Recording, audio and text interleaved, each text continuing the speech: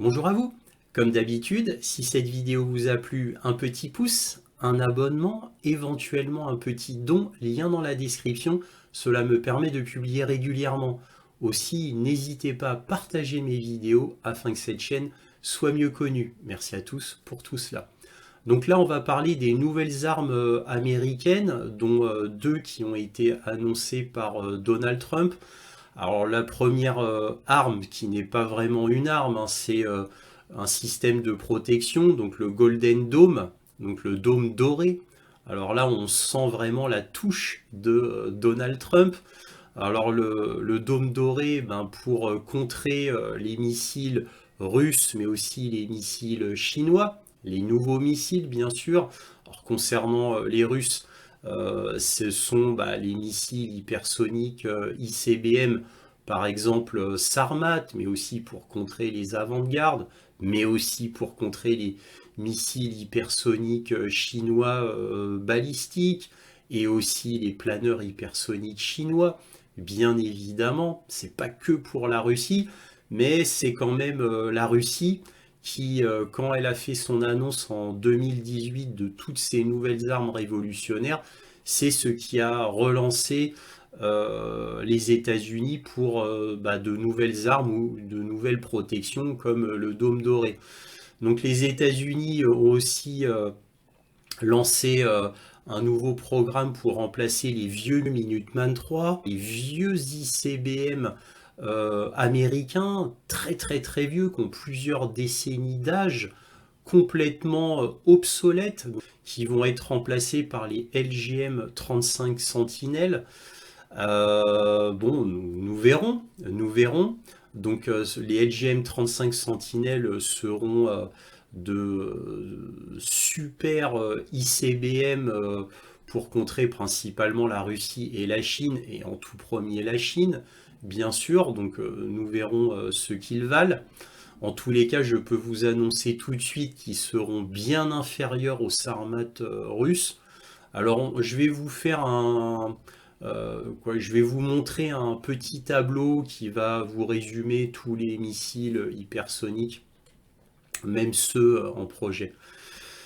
Ensuite, les Américains veulent faire un nouveau missile hypersonique qui n'est en réalité pas vraiment un missile hypersonique. Je veux parler du Dark Eagle, c'est-à-dire de l'aigle sombre en français. Alors l'aigle sombre sera en réalité un planeur hypersonique et non pas un véritable missile hypersonique. Alors pourquoi les Américains se lancent plutôt dans un planeur hypersonique au lieu de continuer leur prototype dont ils s'attelaient auparavant, c'est-à-dire les missiles hypersoniques de croisière? Donc là, ils ont plus ou moins laissé tomber, ils n'y arrivaient pas, donc ils se sont attelés au planeur hypersonique. Pourquoi? C'est un petit peu plus facile de faire un planeur hypersonique puisqu'on peut atteindre des vitesses extrêmes en dehors de l'atmosphère. Donc comme le frottement de l'air est beaucoup moins fort que dans l'atmosphère terrestre normale, la basse atmosphère, dirons-nous, eh bien ça demande des matériaux un petit peu moins résistants, puisque je vous rappelle qu'un vrai missile hypersonique qui évolue en basse atmosphère, ça peut atteindre des vitesses, par exemple pour les missiles russes, entre Mach 7 à Mach 12. La température que doit supporter le matériau, c'est entre 2000 à 2500 degrés. Donc ça demande des matériaux en réalité révolutionnaires. Donc là, comme les Américains ont du mal, ils se sont dit on va s'attaquer aux planeurs hypersoniques qui demandent des matériaux un petit peu moins, on va dire, coûteux, un peu moins sophistiqués. Bon, ça reste des matériaux extrêmes, bien entendu, des alliages extrêmes, mais c'est un petit peu plus facile que avec une densité de l'air maximale comme on a en basse atmosphère. Bon, bref, on va voir ce Dark Eagle, on va voir aussi le F-47, donc le nouvel avion décidé par Donald Trump, et là on va reconnaître encore une fois la touche de Donald Trump comme le Golden Dome, c'est-à-dire le F-47. Ben, pourquoi F-47? Ben, parce que Donald Trump étant le 47e président des États-Unis, c'est pour ça qu'il a nommé le futur avion F-47. Voilà. Parce que dans la logique, ça aurait pu être F-45, voilà, suite au F-35, mais non, c'est le F-47. Alors pourquoi là tout d'un coup les États-Unis s'excitent à tout d'un coup vouloir faire tout ça au même moment, quasiment au même moment? Eh bien tout simplement, bah, c'est parce que la Russie et la Chine, eux, n'attendent pas. Et eux ont déjà des armes révolutionnaires hypersoniques à tous les niveaux. Bon, bah, les premiers à avoir des armes hypersoniques à tous les niveaux, c'est-à-dire en missiles balistiques, en missiles de croisière et en planeur, donc tout hypersonique, on a eu les Russes d'abord, et ensuite on a eu les Chinois. Voilà. Alors maintenant, ça reste à confirmer à 100%, on a l'Iran qui officiellement est considéré comme la troisième puissance qui aurait des missiles hypersoniques. Donc l'Iran aurait un vrai missile hypersonique qui s'appelle le Fatah. L'Iran a fait le Fatah 1 et maintenant le Fatah 2, qui est un missile hypersonique balistique encore plus puissant. Mais voilà, donc c'est le troisième larron qui officiellement, apparemment personne n'a démenti ce fait concernant l'Iran. Donc voilà, trois nations qui ont des vrais missiles hypersoniques. On n'a pas les États-Unis dans le lot. Scandale absolu, inacceptable pour Donald Trump, bien évidemment, mais pas que. On a l'affront du J-36 chinois, un avion prototype, fonctionnel. Est-il vraiment 100% opérationnel? Nul ne le sait. Ah, je pense que non.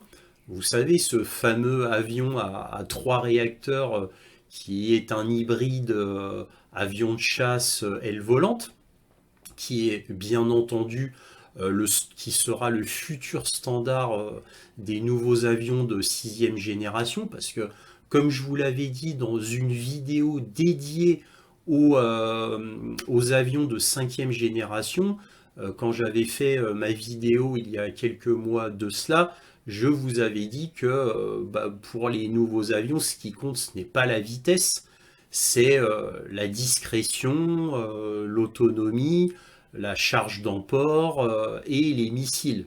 Voilà, c'est les missiles hein, qui font tout pour un avion de chasse. Donc la vitesse ne sert plus comme avant pour un avion de chasse. Ce qui compte, c'est le missile, la discrétion, l'autonomie et l'emport. Voilà, c'est ça qui compte maintenant pour les nouveaux avions. Donc, j'avais eu le nez creux puisque voilà, ils se dirigent tous vers ça maintenant. Voilà. Bref, donc on va parler de tout ça. On va parler en comparaison aussi des missiles russes et des missiles chinois. J'ai fait un petit tableau que je vous montrerai qui résume tout. Et on va regarder aussi quelques articles, bien entendu, c'est la tradition de la chaîne.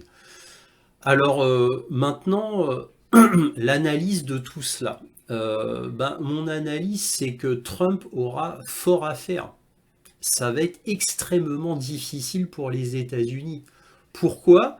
Parce que malgré ce que veut Elon Musk, malgré ce que voulait Donald Trump, c'est-à-dire réduire le budget américain de la défense pour pouvoir mettre l'argent ailleurs, eh bien au final, il va faire du Donald Trump. Bah oui, parce que Donald Trump, c'est inadmissible que, il n'y ait pas un dôme doré pour les États-Unis comme les Israéliens ont un dôme de fer. Surtout que le dôme doré sera environ 400 fois plus gros que le dôme de fer israélien. Et c'est inadmissible que les États-Unis n'aient pas de missiles hypersoniques. Inadmissible, c'est inadmissible que les États-Unis aient toujours de vieux ICBM conçus fin des années 60. C'est absolument pas possible. Ou début 70, faut aller au mieux. Alors évidemment, je vous rassure, les fameux euh, Minuteman 3, là, par exemple, bon, ils ont été mis à jour, hein, bien évidemment, mais c'est des mises à jour, voilà, vite fait, hein, c'est pas des mises à jour révolutionnaires, bien entendu. Mais bon, c'était inadmissible que les États-Unis se trimballent encore de vieux ICBM qui ont plusieurs décennies, alors que les Russes ont leur Sarmat et que les Chinois ont leur super missile balistique hypersonique. C'était pas possible. C'était pas possible que voilà, les Russes aient leur super avion qui arrive, donc le MiG-41, bon lui il arrivera dans très longtemps, mais ils ont leur nouveau bombardier révolutionnaire, le PACDA, qui est réellement révolutionnaire et qui va faire extrêmement mal. Et puis les Chinois qui ont leur nouveau chasseur aussi, ils ont leur nouveau bombardier, ils ont leur nouveau chasseur de 6e génération, le J-36. Le J-20 de 5e génération ne suffisait pas. Les Chinois, ils ont voulu aller encore plus loin et plus vite. Donc ils ont sorti le J-36 et ils ont leur nouveau bombardier pour... Là, c'est pour concurrencer le Pagda russe. Donc les, euh, les Chinois planchent sur le H-20, leur nouveau bombardier, puisque on est maintenant le standard, c'est l'aile volante, bien sûr, pour une histoire d'emport et d'autonomie. Bref, donc voilà, les États-Unis se réveillent, nouveau missile hypersonique, nouveau tout. Bref, nouveau tout. Bref, ce que les autres, quoi, ce que la Russie et la Chine ont déjà. Voilà, donc les États-Unis se devaient d'avoir quelque chose, eux aussi, d'équivalent tout du moins. Bon, sauf pour le dôme. Là, le dôme, voilà, il n'y aura que les États-Unis qui auront le dôme. Mais j'ai envie de vous dire, là, les États-Unis ont un budget de la défense 2025, selon les sources, parce que ça varie selon les sources, entre 850 milliards de dollars à 890 milliards de dollars. Voilà. Et on a les États-Unis qui veulent dépenser 500 milliards de dollars dans l'intelligence artificielle. On a Donald Trump qui veut faire le Golden Dome, le LGM-35 Sentinel, le F-45, le Dark Eagle, un nouveau missile hypersonique qui est en fait un planeur hypersonique. Bon bref, ça part dans tous les sens. Sans compter qu'on a le Pentagone qui a décidé de renouveler sa flotte navale, puisque la flotte navale américaine est dans un état très mauvais. Bon, pas aussi mauvais que la flotte britannique, où là c'est carrément la catastrophe absolue. Bon, j'exagère un peu, mais ça rappelle la flotte de l'Éthiopie, la flotte britannique. Bon, j'exagère bien entendu, mais pour une grande puissance, entre guillemets, ça la fout mal d'avoir une flotte dans un état aussi piteux que la flotte britannique. Bon, petite parenthèse fermée. Donc la flotte navale américaine est dans un mauvais état. D'ailleurs, il y a eu des alarmes faites au Congrès américain, dont par le sénateur républicain Rand Paul, qui avait un des premiers à avoir alerté là-dessus, le fait qu'il y ait si peu de navires en réalité fonctionnels qui puissent partir en mission dans un état opérationnel. Il avait averti aussi pour les F-35 qui n'avaient que 28% en réalité, puisque on disait officiellement que les États-Unis avaient entre 35 voire 50% de disponibilité des F-35, mais le sénateur Rand Paul avait dit non, moi j'ai les feuilles du Pentagone non publiées, bien entendu, qui disent 28%. Et il avait cuisiné Lloyd Austin au Congrès américain. Donc voilà, ah oui, les chiffres, on peut leur faire dire ce qu'on veut. Heureusement qu'il y en a qui ont le courage de déterrer les vrais rapports et qui ont le courage de cuisiner le ministre de la Défense américain, qui était Lloyd Austin à ce moment-là. Bref, donc c'est en fait l'état militaire américain est mauvais. Il n'est pas piteux, mais il est mauvais. Et donc, ben déjà, ça demandait des centaines de milliards de dollars, ne serait-ce que pour redresser la barre. On en est à là, ne serait-ce que pour redresser la barre. Et là, on a Trump qui tout d'un coup annonce des nouveaux projets. Bah, comment vont-ils les financer? On ne le sait pas. Là, déjà, on a un budget de la défense qui est record absolu. J'ai envie de vous dire, ça ne reste que mon opinion. Peut-être que les Américains vont faire des miracles extraordinaires dans les mois qui viennent. Mais sauf miracle extraordinaire, technologiquement, et même j'ai envie de vous dire scientifiquement, parce qu'ils n'ont pas encore les connaissances scientifiques, et oui, il fallait s'y prendre plus tôt. Bon, bref, je ne vais pas y revenir. Donc, bah, pour rattraper le retard, comment vont-ils faire? Parce que l'argent magique n'invente pas des nouvelles technologies ou des nouvelles théories. Voilà.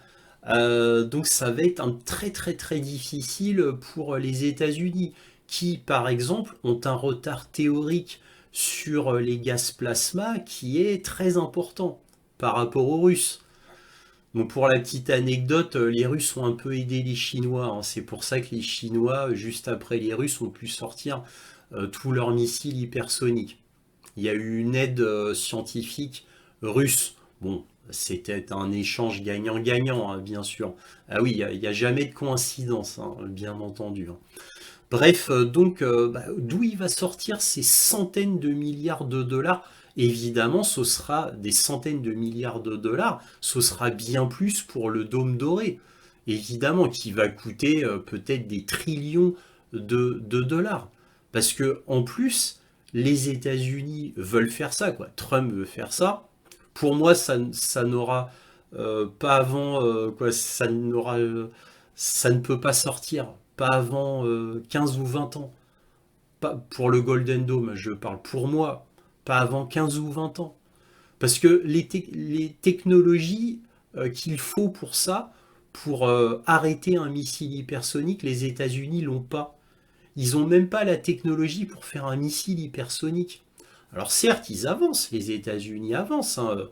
N'oublions pas là le Dark Eagle qui devrait être soi-disant prêt d'ici 2027. Nous verrons bien. Nous allons regarder les articles, hein, à chaque fois.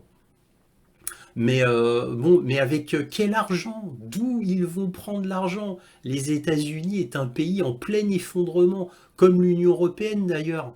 C'est des pays en plein effondrement, et alors qu'ils sont en plein effondrement, que les États-Unis en plus veulent renouveler leur parc nucléaire, parce qu'il est, voilà, il est vétuste. L'infrastructure électrique aux États-Unis est vétuste, elles aussi.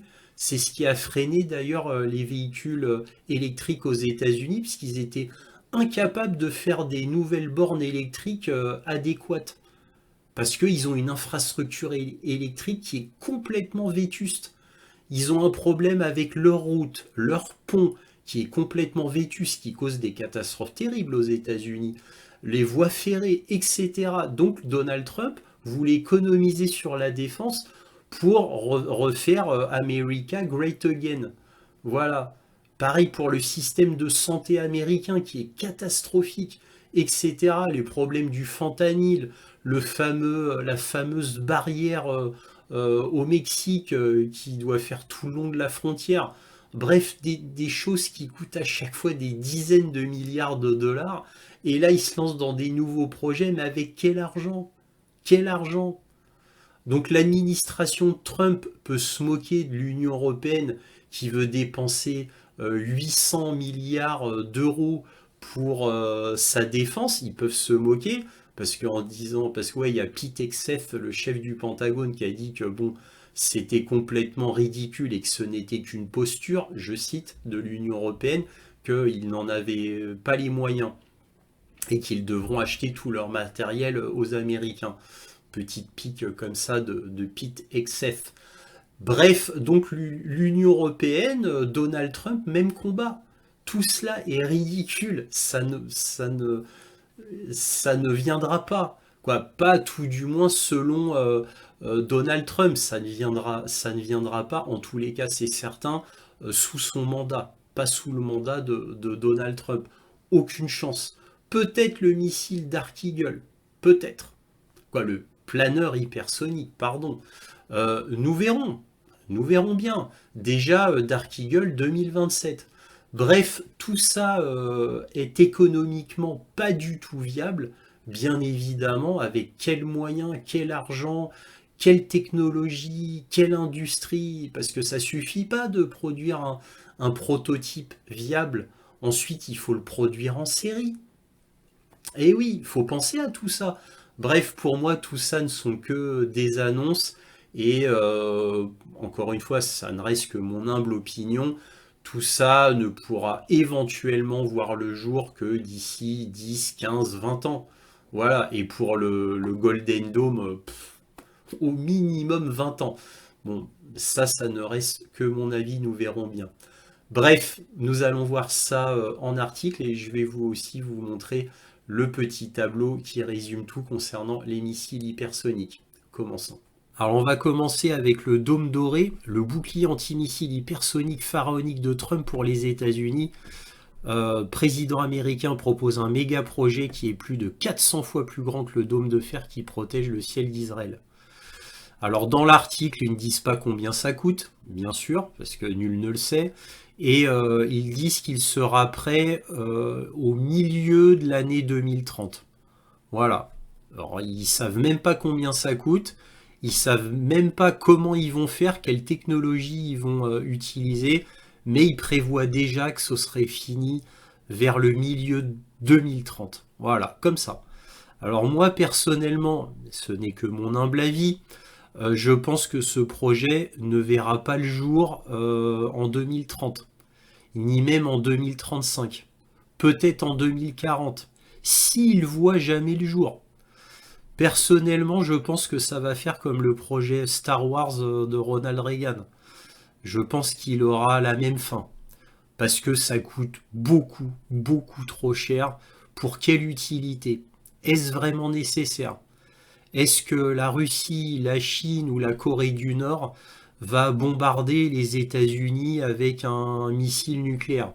Parce que il sert à ça, hein, c'est pour contrer les missiles nucléaires des pays ennemis. Est-ce que vraiment quelqu'un va envoyer un missile nucléaire sur les États-Unis? Bon, est-ce vraiment la priorité américaine? Je ne le crois pas. Donc je pense que peut-être ça ne verra jamais le jour. Nous verrons. Alors, autre projet, c'est le projet LGM-35 Sentinelle qui doit remplacer les 450 Minuteman III américains. Je vous rappelle que les Minuteman III ont été conçus au tout début 1970, des années 1970. Donc effectivement, oui, ils devraient être remplacés les Minuteman III. Mais bon, ils ont quand même été mis à jour, hein, les Minuteman III. Et comme le dôme doré, est-ce vraiment nécessaire? Est-ce vraiment nécessaire? Est-ce que les États-Unis ont vraiment besoin de ça? Bon, je me pose la question. Et là, vous voyez, c'est comme le dôme doré, hein, là, Wikipédia dit 2030, au mieux. Bon, ça aussi, je n'y crois pas. Je n'y crois pas parce que ça coûte extrêmement cher, c'est extrêmement long à changer. Et 2030, c'est le développement du LGM-35A Sentinelle. C'est pas le remplacement des 450 Minuteman III. Donc voilà, ça, c'est un projet que je n'y crois pas. Quoi, tout du moins pas dans les délais prévus. C'est beaucoup plus crédible que le dôme doré, mais pas dans les délais prévus. Les 450 Minuteman III ne seront pas remplacés en 2030. Je n'y crois pas du tout. Bref, nous verrons. Là, dans cet article, on nous dit que est-ce que les États-Unis ont vraiment besoin de dépenser 131 milliards de dollars pour de nouvelles armes nucléaires? Donc là, on parle du lanceur ICBM Sentinelle. Donc, mais, regardez, là, il dit 131 milliards de dollars. C'est le double du devis proposé par l'armée de l'air en 2015 au moment de l'introduction de ce programme. Donc là, le devis a doublé en quelques années, simplement. Alors, imaginez-vous quand ce sera effectivement lancé, je ne sais pas quand, est-ce que ça va faire comme l'EPR de Flamanville? Parce que c'est toujours comme ça que ça se présente. C'est-à-dire que les chiffres qu'on nous donne au début, et c'est toujours comme ça, et j'ai envie de vous dire quel que soit le pays, hein, les chiffres qu'on donne sont archi faux dès le début. Ça, c'est juste, même pas pour donner un ordre de grandeur, parce que c'est tellement faux, c'est juste pour donner des chiffres comme ça, marketing pour lancer le programme. C'est toujours extrêmement inférieur au coût réel. Hein, c'est toujours comme ça, surtout quand c'est des grands projets dont on ne sait pas en réalité combien ça coûte. C'est comme le Dôme Doré, on ne saura pas combien ça coûte tant que le Dôme Doré ne sera pas au moins la moitié de sa construction. Voilà, et ce sera pareil pour les LGM 35 Sentinelle. Donc on ne saura le coût que quand ce sera à moitié fini. C'est toujours comme ça. Là, ça a doublé. Vous pouvez, à mon avis, encore doubler la facture. Hein. Voilà. C'est comme les nouveaux bombardiers américains, les B-21. Aux dernières nouvelles, maintenant, ils coûtent 692 millions de dollars à l'unité. Le B-21, 692 millions de dollars. Bon, c'est beaucoup moins cher qu'un B2, que l'ancien B2, mais ça reste excessivement cher, selon moi, tout du moins. Mais attendez, c'est pas fini parce que qu'est-ce qu'on apprend? On apprend pourtant, à l'heure où le budget annuel de la sécurité nationale des États-Unis vient de franchir la barre des 1000 milliards de dollars, et alors que la demande d'armes conventionnelles ne fait que croître, il est temps de commencer à y réfléchir. Ben vous voyez, c'est pas 850 milliards ou 890, là ça y est, on est dans le 1000 milliards de dollars de budget. Vous vous rendez compte? Alors que la demande d'armes conventionnelles ne fait que croître. Sans compter, comme je vous l'ai dit, les 500 milliards de dollars sur l'intelligence artificielle que veut Donald Trump, le F-47, le Dôme Doré, remettre bien la flotte navale, etc., etc., etc. Comme si l'argent était infini. Donc évidemment, les États-Unis vont s'endetter encore beaucoup plus. C'est un pays qui va s'autodétruire, littéralement. Littéralement. Ont-ils pensé au nouveau vote de l'année prochaine? Non, même peut-être même de cette année, en fin d'année, hein, concernant le shutdown qui va être encore voté, comme il l'est voté tous les ans. Est-ce que cette fois ça va passer? Ou est-ce que ça va pas passer cette fois? Et oui, au bout d'un moment, ça passera plus. Hein. Le vote pour éviter le shutdown américain. Le shutdown, c'est la banqueroute des États-Unis. Vont-ils l'éviter? Bah, peut-être pas cette année, hein, ou l'année prochaine, je ne sais pas. Mais en tous les cas, bah, c'est très mal barré pour les États-Unis, hein, au niveau économique, hein, j'entends. Parce que là, à force d'aller un peu partout, de tout vouloir, eh bien, économiquement, ça ne peut pas tenir. Donc, c'est comme un élastique, à force de tirer dessus, eh bien, il craque au bout d'un moment. Bref, nous verrons bien. Alors là, on a The Warzone qui nous dit le Pentagone n'est toujours pas certain de la létalité du missile hypersonique Dark Eagle. Les données de tests limités signifient que le Pentagone n'est toujours pas sûr des effets mortels et de la capacité de survie de son nouveau missile hypersonique commun. Alors pourquoi ils disent cela? Quand on lit l'article, je vais vous résumer, c'est parce que, bien entendu, ils n'ont toujours pas fait de tests d'explosion, que ça soit en charge conventionnelle ou nucléaire, mais en plus, ils n'ont même pas décidé le volume et la masse de la charge explosive, que ça soit en conventionnel ou en nucléaire, ni même le type de charge explosive conventionnelle ou le type de charge explosive nucléaire. Donc ils en sont qu'à des concepts, pour l'instant, ils ne savent pas trop. Donc on ne connaît pas la létalité de ce missile hypersonique. Alors maintenant, quant à la capacité de survie, alors je m'étais demandé, moi, qu'est-ce qu'il voulait dire par capacité de survie? Et quand on lit l'article, en fait, capacité de survie, c'est que pour l'instant, ils ont fait un missile qui est très vulnérable au brouillage électronique et aux missiles attaquants.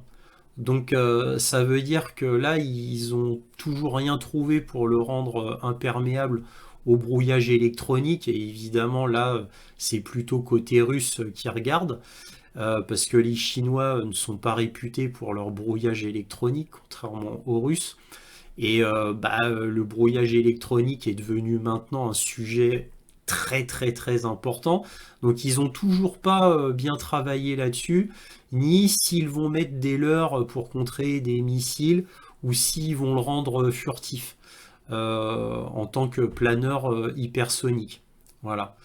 Donc les Russes, eux, avec leur planeur avant-garde, il n'y a pas de leurre, il n'est pas furtif.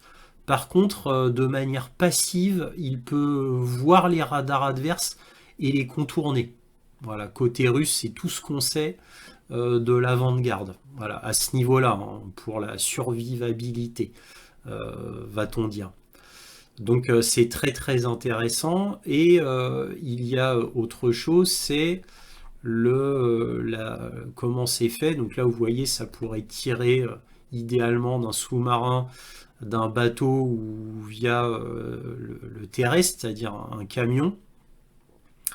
Donc je vous montre une autre image, voilà, un petit peu plus précise. Donc il est tiré via un sous-marin, un bateau ou par camion, et il a 3 étages. Donc le premier étage, le deuxième étage et ce qu'ils appellent en anglais le glide body, c'est-à-dire le corps planeur.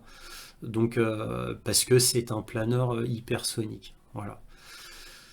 Donc voilà, c'est bien tout ça. Maintenant, voilà, là, ce sera prêt d'ici 2027, au mieux, au mieux. Nous verrons, nous verrons. Mais étant donné ce que je viens de vous dire précédemment, 2027, c'est d'un optimisme extraordinaire. Bien évidemment, je n'y crois pas. Voilà. Et combien vont-ils en fabriquer? Ça aussi, c'est une des questions que pose The Warzone. Combien ils vont en faire? Voilà, parce que rien n'est prévu au niveau budget et il n'y a aucune usine. Là, c'est du prototype. Maintenant, il va falloir construire une usine pour les fabriquer en série. Voilà, il y a plein de questions comme ça hein, qui se posent encore côté américain. Bon, là, un dernier article concernant le Dark Eagle. Là, les retards dans la production du missile hypersonique Dark Eagle mettent les États-Unis en danger. Alors que la Russie et la Chine progressent, les États-Unis peinent à prouver l'efficacité de leur missile hypersonique Dark Eagle. Bon, ça, c'est ce que je vous avais dit précédemment. Là, c'est un article du 6 février qui vient de Dagens et qui reprend l'article de The Warzone. Donc effectivement, encore beaucoup de points d'interrogation concernant le Dark Eagle et surtout sa véritable puissance. Alors je vous ai fait un petit tableau qui résume beaucoup les missiles hypersoniques par pays. Donc on a les États-Unis avec le Dark Eagle, donc, qui a une portée de 2776 km, une vitesse maximum, alors Mach 5, Mach 17, alors là c'est ce que précise l'armée américaine, Mach 5 quand il est à l'approche de la cible et Mach 17 quand il est dans l'espace. Donc mise en service peut-être en 2027. La Chine, eux, ont le DF-27 et le DF-26, donc missile balistique intercontinental hypersonique. Donc le DF-27, c'est le l'ICBM chinois, donc intercontinental, et le DF-26, c'est l'IRBM chinois, donc un missile à portée intermédiaire. Alors le DF-27, il a une portée de 10 000 km, le DF-26 une portée de 5 000 km et il a une vitesse maximale de Mach 8. L'YJ-21, donc c'est un missile de croisière hypersonique anti-navire, portée 1500 km, vitesse maximale Mach 6. Le DF-17, planeur hypersonique, portée environ 2000 km et Mach 10 en vitesse maximum dans l'espace. La Russie, le RS-28 Sarmat, missile balistique intercontinental hypersonique, portée 18 000 km, vitesse Mach 22. C'est toujours pareil, hein, Mach 22, c'est dans l'espace. Hein. Le Kinzhal ou Kinjal, missile semi-balistique hypersonique à largage aérien, portée 2000 km, vitesse maximale Mach 10. Le Zircon, missile de croisière hypersonique, portée 1000 km, vitesse Mach 9. L'Avant-Garde, planeur hypersonique, portée 6000 km, vitesse Mach 20 à Mach 27. Iran, le Fatah 1 et nouvellement le Fatah 2, missile balistique hypersonique, portée 1400 km, vitesse Mach 13 à Mach 15. Première utilisation alléguée par l'Iran le 1er octobre 2024 lors d'une attaque contre Israël. Voilà. Alors, il faut savoir que les seuls missiles qui ont été tirés en combat, réellement, c'est le Kinzhal, le Zircon et le Fatah. Voilà. Les autres n'ont jamais été utilisés en combat, ils n'ont été utilisés qu'en test, bien entendu. Et heureusement d'ailleurs. Donc voilà ce qu'on pouvait dire concernant ce tout petit et humble tableau récapitulatif. Alors maintenant le F-47 américain. Alors qu'est-ce qu'on peut dire sur le F-47 américain? Eh bien vous laissez pas leurrer par ce qui a marqué dans le titre tout ce que nous savons sur le F-47. Voilà, c'est tout ce qu'on sait du F-47, des images d'artistes. Voilà, et c'est tout. Voilà. Là, quand on lit tout l'article, c'est juste comment ils ont pris la décision, ce qu'ils pourraient faire, ses futures missions. Là, une image d'artiste. Voilà, donc c'est que du blabla. En fait, on ne peut strictement rien dire. C'est un concept voilà, qui a été décidé par Donald Trump. Et donc en fait on ne sait strictement rien. Donc quand vous regardez des youtubeurs ou autres soi-disant experts qui vous lancent ouais il pourrait faire ci, il pourrait faire ça, ce sont des menteurs puisque même le gouvernement américain ne sait pas quelles sont ses caractéristiques. Voilà, c'est tout ce qu'on peut retenir du F-47. Un très gros projet de Donald Trump, nous verrons bien. Mais à mon avis, ça va faire comme le MiG-41 russe. Il sera prêt dans très très très longtemps. Voilà, c'est mon point de vue, mais j'en suis certain. Bon, bref, soyons patients. En dernier article, on va s'intéresser à celui de The National Interest, qui est un grand journal militaire américain très réputé. Et là qui nous montre une photo du Pagda, donc le bombardier russe, qui va bientôt être produit en série. Alors vous pouvez voir évidemment qu'il utilise l'aile volante, bien sûr, c'est ce qu'il y a de mieux concernant les bombardiers. Donc là on lit bombardier furtif russe Pagda, la menace qui se résume à 4 mots. 30 tonnes d'armement. Le nouveau bombardier furtif russe, le Tupolev Pagda, est sur le point d'entrer en production, ce qui pourrait remodeler le paysage stratégique, notamment dans le conflit ukrainien. Conçu de manière similaire au B-2 américain, il allie furtivité et longue portée, 12 000 km, et peut emporter jusqu'à 30 tonnes d'armement, des armes nucléaires et hypersoniques. Grâce à ces avancées hypersoniques, la Russie devance les États-Unis et la Chine dans le déploiement de ces armes révolutionnaires, remettant en question les hypothèses occidentales sur la résilience industrielle de la Russie. Bien que seules quelques unités soient prévues, le développement du Pagda met en évidence la priorité accordée par la Russie aux armes stratégiques, malgré les contraintes de ressources et les exigences continues de la guerre en Ukraine. Le bombardier furtif russe Pagda est en vue et c'est un cauchemar pour l'Ukraine. Contrairement à ce que les médias occidentaux voudraient laisser croire, La Russie n'est pas en train de perdre la guerre en Ukraine, elle n'est pas non plus au bord de l'effondrement. L'industrie de défense russe tourne à un rythme plus soutenu que celle des pays occidentaux. Et oui, donc c'est étonnant de voir ce genre d'article dans The National Interest, mais ce qui montre à quel point il panique un peu avec le PACDA. Parce que, bon, certes, les États-Unis ont le nouveau B-21, et puis ils ont même leur ancien B-2, B-2 qui est un très très bon bombardier furtif, mais aux dernières nouvelles, je viens d'apprendre qu'il coûte le B2, là, les derniers chiffres que j'ai lus, alors je ne sais pas si c'est vrai ou faux, mais un B2 coûterait 2,4 milliards de dollars, ce qui est absolument ahurissant. Heureusement que le B21 avec 692 millions de dollars, c'est beaucoup moins cher. Mais bon, bien entendu, le PACDA russe est infiniment moins cher, même si je ne connais pas le montant exact d'un PACDA. Bref, tout ça est très intéressant, mais tout ça montre surtout le retard américain, même par rapport aux Chinois, hein. Les Chinois, eux, ils ont déjà leur avion de 6e génération, le J-36. Les Chinois vont développer aussi leur bombardier, qui va certainement ressembler au B-21. Donc les Chinois avancent beaucoup sur leur prototype H-20.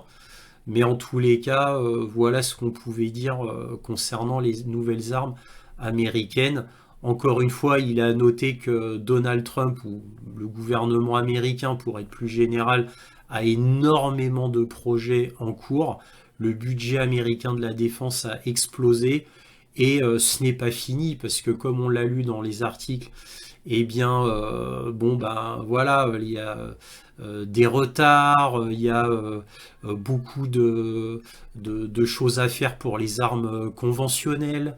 Voilà, où les États-Unis ont un énorme retard concernant les obus, les drones. Voilà, ils ne fabriquent pas assez et ils ont tout ce qu'ils pouvaient donner à l'Ukraine, ils l'ont donné. Donc là, il faut qu'ils refassent en plus leur stock. Et ils ont un autre problème aussi, c'est il manque de poudre, il manque de bourrage pour pour les obus, de coton, etc.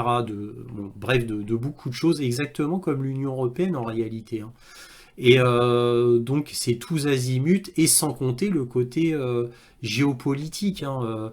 Là, les États-Unis doivent aider Israël, ils combattent les Houthis, ils font la guerre au Yémen, quoi, tout simplement. Donc Israël, les Houthis, battre l'Iran, essayer de combattre la Chine éventuellement la future guerre pour Taïwan. Parce que là, le Pentagone en a encore reparlé là, cette semaine de la future guerre avec la Chine. Ça semble quasiment être une certitude pour le Pentagone, hein. Voilà, alors moi je vous en ai déjà parlé dans des vidéos. Là vraiment ça semble de plus en plus concret, hein. Voilà, bon, nous verrons bien. Mais en tous les cas, voilà. Alors maintenant, on peut comprendre que Trump lâche la bride à Vladimir Poutine. Là, après, on peut le comprendre. Comment va-t-il combattre les Houthis, réarmer Israël, combattre la Chine, avoir le budget pour l'armement, faire les projets que je viens de vous dire, et tout en combattant la Russie en Ukraine. Donc évidemment, au bout d'un moment, il va falloir choisir, et à mon avis, l'administration Trump a déjà choisi. Ils vont laisser tomber l'Ukraine pour se concentrer à autre chose. Donc Vladimir Poutine a décidément toutes les cartes en main en réalité, et la Russie évidemment fait les mêmes analyses que moi. Économiquement, ce n'est pas viable. Les États-Unis s'effondreront économiquement s'ils s'entêtent à vouloir réaliser tous leurs projets qui sont, à mon avis, totalement irréalistes, tout du moins dans un laps de temps raisonnable. Peut-être pas d'ici 20 ans, mais dans un laps de temps raisonnable, on va dire 2030, je n'y crois pas du tout, pas un seul instant. Voilà, et j'ai terminé. Si cette vidéo vous a plu, un petit pouce, un abonnement, éventuellement un petit don, lien dans la description. Merci à tous de votre soutien et toujours, soyez curieux.